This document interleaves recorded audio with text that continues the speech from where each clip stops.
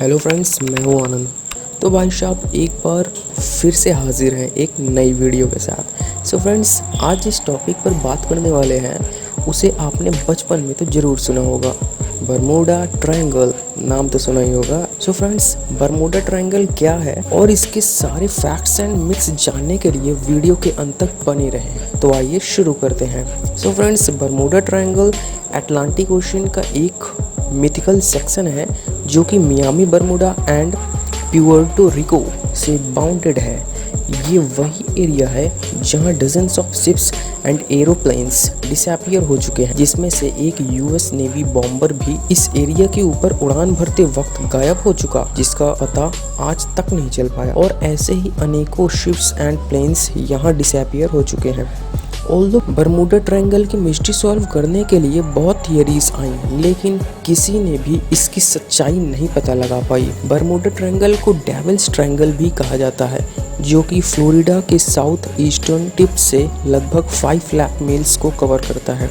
अगर हम हिस्ट्री की बात करें तो जब क्रिस्टोफर कोलंबस नई दुनिया के लिए अपनी पहली यात्रा पर इस एरिया के पास से गुजरे तो उन्होंने बताया कि फायर की एक बहुत बड़ी फ्लेम एक रात समुद्र के इस पार्ट में क्रैश कर गई और फिर कई हफ्तों बाद यहाँ एक अजीब रोशनी दिखाई दी। उन्होंने एक कंपास रीडिंग के बारे में भी लिखा, जो कि शायद इसलिए क्योंकि उस समय बरमूडा ट्रायंगल का एक पार्ट अर्थ के उन कुछ प्लेसेस में था जहां true north and magnetic north coincide करते थे। तो आइए अब कुछ ऐतिहासिक घटनाओं का जिक्र करते हैं। 20th सेंचुरी तक बिना वजह एरोप्लेन्स एंड शिप्स गायब होने की रिपोर्ट्स ने वास्तव में पब्लिक को अट्रैक्ट कर लिया था। ये बात मार्च 1918 की है, जब एक फेमस यूएसएस साइक्लोप्स, जो कि 542 foot long navy cargo ship था जिसमें 300 men and 10,000 ton manganese loaded था, और बारबाडोस एंड चेसापिक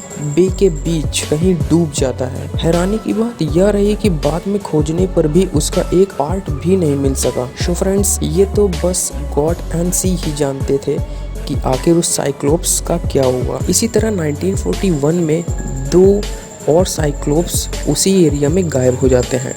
फिर थियोरेटिकली ट्रायंगुलर पैटर्न बनना शुरू हुआ, जिसे बरमूडा ट्रायंगल कह दिया गया, जहां से जाने वाले हमेशा गायब हो जाते हैं। फिर दिसंबर 1945 में 5 नेवी बॉम्बर्स ने 14 मेन को लेकर बरमूडा ट्रायंगल के ऊपर से फ्लाइट से उड़ान भरी, बट अनफॉर्चुनेटली फ्लाइट का लीडर सडनली खो जाता है, जिसकी वजह से बाकी फ्लाइट को सिग्नल न मिलने पर जान से उन्हें हाथ धोना पड़ता है। बट उसके बाद सबसे शॉकिंग बात ये रही कि उन्हें ढूंढने गई सभी फ्लाइट के 13 मेन क्रू भी गायब हो गई। तो फ्रेंड्स, आइए अब ये जानते हैं कि बरमूडा ट्रायंगल की मिस्ट्री को सॉल्व करने के लिए कौन कौन सी थियरीज दी गई। 1964 में एक राइटर विंसेंट गड्डीज ने पहली बार एक मैगजीन में बरमूडा ट्रायंगल टर्म का यूज किया। उसके बाद से बहुत पैरानॉर्मल राइटर्स ने लिखना शुरू कर दिया कि बरमूडा ट्रायंगल के नीचे एलियंस, अटलांटिस, शी मॉन्स्टर्स का प्रभाव है।